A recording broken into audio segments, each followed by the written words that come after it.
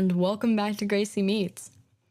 If you're like me, you love all things horror, so I really wanted to get into the spooky spirit and interview someone who's an eerie entrepreneur in the haunting business.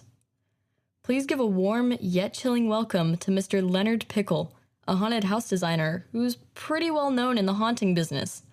Tell the listeners a little bit about yourself. I was born in New Mexico, raised in Texas, and now I live in Orlando. Graduated Texas A&M University with a degree in architecture. I thought I was going to be a famous architect, but just kind of as a lark, the dorm we did a haunted house as a just kind of a fundraiser to try to raise beer money, and it was very successful. I really had a good time doing it. We did it every year that I was there in college. And then when I graduated, I kind of volunteered with the March of Dimes and did their haunted house. I was apprenticing to be an architect at the time, and I've designed everything from car dealerships to strip malls, hotels to prisons. So I've got a pretty wide range of things that I've designed. But what's interesting is when I was designing stuff as an architect, I'd be designing stuff that was all over the world, really, and I never. Half the buildings that I designed, I never really had a chance to ever see. And one thing about the haunted house is that the architecture that's involved in creating a scare experience really has more effect on a person, experiencing that architecture than any other form of architecture does. Maybe a church, a Gothic church might have the same effect, but nobody's designing Gothic churches these days. So the opportunity to create something that not only could I see the people experiencing the attraction, or experiencing the architecture, but being able to do it locally where I could go and watch them do it was a big part of seeing how my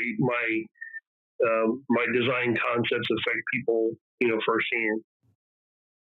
So how would you explain your job as a themed attraction designer to a teenager? Well, my fun way to do that is that I scare people for a living. I utilize, some psychology in architecture school. They taught us how to make a space feel comfortable. So one of the things that I do when I'm designing my attractions is I break all of those rules. A tall, narrow space feels uncomfortable to people. A low, wide space feels uncomfortable. So I kind of put those kind of architectural faux pas into the design of the attraction to make people feel uncomfortable as they're going through. But my biggest thing is to convince people. A lot of people that are getting into the haunted house industry are artists. They may know how to build a really cool prop or paint something to make it look old, or build some tombstones out of foam, but they don't understand the business side of haunting. A haunted house is a business just like any other, and if you don't make any money, you don't get to play anymore. So you have to really focus on the profitability of a business, or it really doesn't make sense to be in business. And there are a lot of haunted houses in the United States that if they really put a pencil to it and looked at the time that they spend and the money that they actually make, they'd probably be better at getting a job at McDonald's. But it's because they love doing it. And so the Entrepreneurs is a company, my company, that really helps people be profitable. If people are struggling and trying to figure out how to make money, we help them increase their capacity so they can put more people through per hour. We help them increase the scare factor so that they can charge more. We're big proponents of multi-element, so instead of having one giant haunted house, you break the haunted house into multiple smaller pieces so that you can charge more. So we consult with people that are in the industry that are trying to figure out how to make money doing what they're doing. And we really niched ourselves into helping people get started. So we are the go-to company in helping people, start their first time haunted house.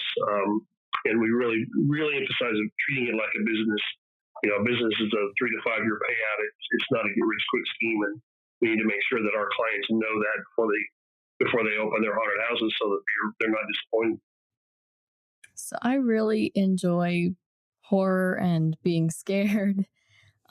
So how do you come up with your ideas? You mentioned you go against everything that you kind of learned in learning architecture. So how do you kind of think of your ideas? One of the things I've prided myself on ever since I started doing haunted houses was I was really never was into the operations kind of side. I was the designer. I helped build it, love building it, and creating the experience. But I wasn't always that big on operating. I'm not a big actor guy, so I'm not that big in getting into costume and makeup and stuff. So one of the things I started doing very early was going around and seeing as many haunted houses as I could. I'll typically see 200 haunted houses in October. I travel the countryside, sometimes the world, to go see haunted houses that I've heard of that I've heard are really good. And I don't really go in with the idea of stealing in room designs, but I do love to take something that I've seen at one haunted house and something that I've seen at another haunted house and put them together for the first time. They say that there are no new ideas; there are just two old ideas put together for the first time. I honestly think it's a different style, it's a different approach, and it just doesn't necessarily fit. So you can't really go around stealing ideas. Some people try to do that, but you can go around and get experiences. And one of the things that I have to do is I'm so tainted. I've been through so many haunted houses that there's not much that scares me. So what I like to do is get behind a group of young kids that are going through, so I can watch their reactions as much as watching what actually happens in the haunted house, so I can tell what's frightening and what's not. I do get some ideas from movies. Even a TV commercial. One of my best room designs came from a TV commercial one time. But you have to stay away from licensed characters. We did an all Freddy haunted house one time, and New Line Cinema that owns the Freddy character really got angry at us and was yelling lawsuits and all kinds of stuff. We finally convinced them that we didn't make enough money for them to worry about. But that was the last time I ever used a licensed character. But I do use, settings and, the concept of stuff from movies. So I get a little bit from movies.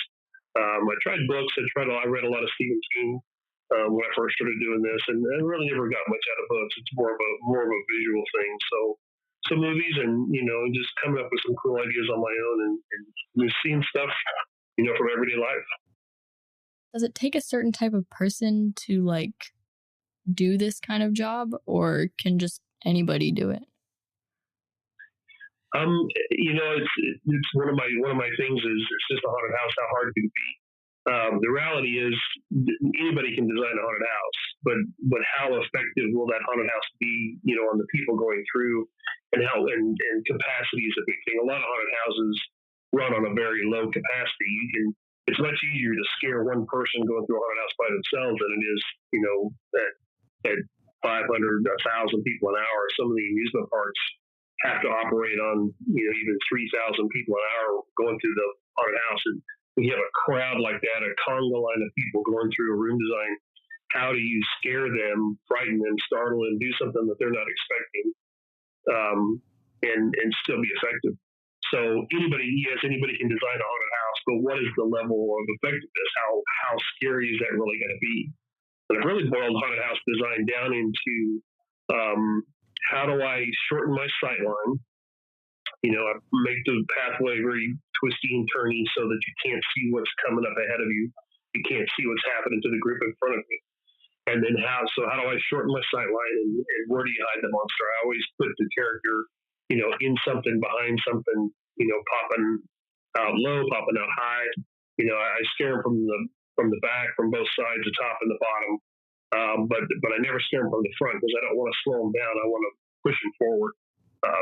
So it's there's a lot of aspects that go into it, and it's but the skills involved are probably a lot of people come at this from a theatrical standpoint, so they're in theater or they're artists and they know how to create stuff. But my background is architectural. I'm one of the very few people in the industry that comes at it from an architectural standpoint. But the majority of the people that do this are just people that love Halloween and love scaring people, and they open a haunted house and then try to figure it out on the fly, which I don't recommend. There's a lot of potholes that a consultant can help you get around, without, so that it'll save you time and money in the long run. But a lot of people just do it. They just figure out a place, get money, throw it together on a shoestring, and try to figure out how to make money with it. Yeah, I've been to a couple of haunted houses, and it really does seem like it takes a certain kind of person, like a special mind, to be able to create things like that. It does. It's interesting because the people in the haunted house, the majority of the people in the haunted house industry are the best people on earth. They really are. They're sharing with their information. They're just nice people. I think they get all their angst and anxiety out by scaring the crap out of people, and so they don't really necessarily show that. They're probably more well-rounded than the average person who doesn't have that outlet that scaring people allows them. But it's they're definitely a breed of people that, and what's interesting about it, hunting is almost a disease. Once you get the bug, once you're infected, there really is no turning back. Haunted house people rarely ever decide to just stop doing it and go do something else. Even when they fail, even when their show loses money and they have to sell everything and quit, it's not very long before they're trying to do it again. So it's a disease and it's terminal. There is no cure. So why would a teenager want to think about this job for their future? Well, I'm not sure there is. I'm not sure there is a good reason for them to do that. And haunting, owning a haunted house, designing a haunted house, there are a lot easier ways to make a living. It really is. It's very seasonal. You're not really. Some people think, oh, if I run a haunted house, I can make enough money in 1 month of working 1 month, and then I don't have to work the rest of the year. Well, that's not really true. Haunting is kind of a part-time job year-round, and then a full-time job, plus in the month of October, and then it drops off again. So it's very seasonal. It's very cyclical. Most haunted house people, most people that own haunted houses have day jobs, some other kind of income that they use to support their haunting habit. Because while it does make good money for a short term, or it can make good money in the short term, doesn't always make enough money for you to support yourself that way. But there are a lot of easier ways to make a living. I would have been better off financially if I had remained an architect and not gone into the haunted house industry. But I would have been an also-ran. It would have been, no one would know my name. I doubt I don't know if I would have been a famous architect. But I'm pretty well known in the haunted house industry. So even though it's kind of a small pond, at least the size of my fish is bigger compared to the pond than it would have been if I'd have stayed being an architect. Working for yourself is a lot of fun. You can set your own hours. You work when you want to. You don't when you don't. So that's the biggest part for me, is to be able to to do what I love doing, and do what I want to, and not have to listen to anybody.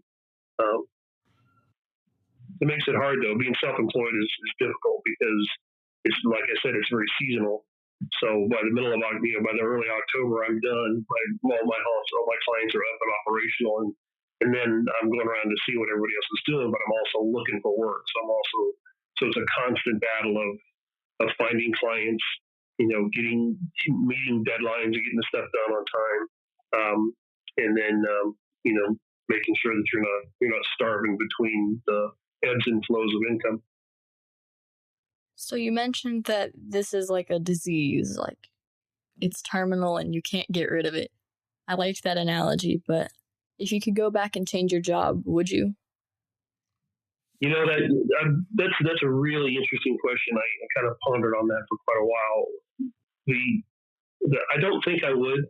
I would love to go back knowing what I know now and being able to fix those mistakes that I've made throughout my lifetime, throughout my career. But I don't think. I think I would still take the path. To me, life is kind of like a card game. You have to play the hand that you're dealt. And in many ways, if I look back on my career and follow what happened, everything seemed to be the logical step from what I knew at the time, from what I had available at the time. So it all just kind of fell into place. I'm a true believer that things happen for a reason, that there, I don't know if there's some kind of plan, but there are things that come up in life are it's just going to be obvious to you that this is the direction that I need to take.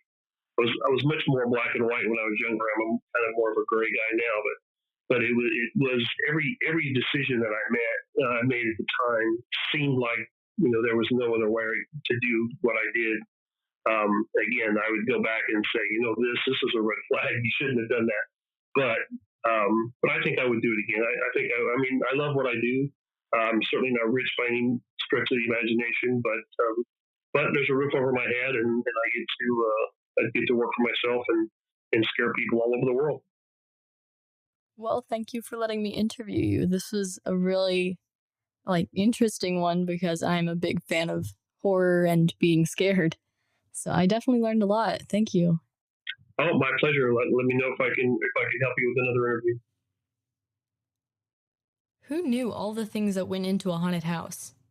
I think a haunted house is a great analogy for our lives as teenagers. We're facing unknown, scary things from left, right, above, and below.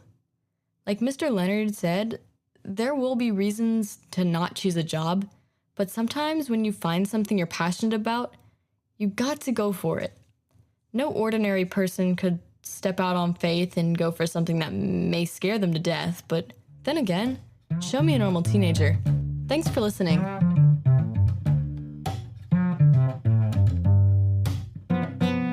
Thanks for tuning in. If you like Gracie Meets, subscribe so you can listen every time a new episode is dropped. And follow Gracie Meets on Instagram at Gracie.Meets. Tune in next Saturday for a wild interview with a farrier.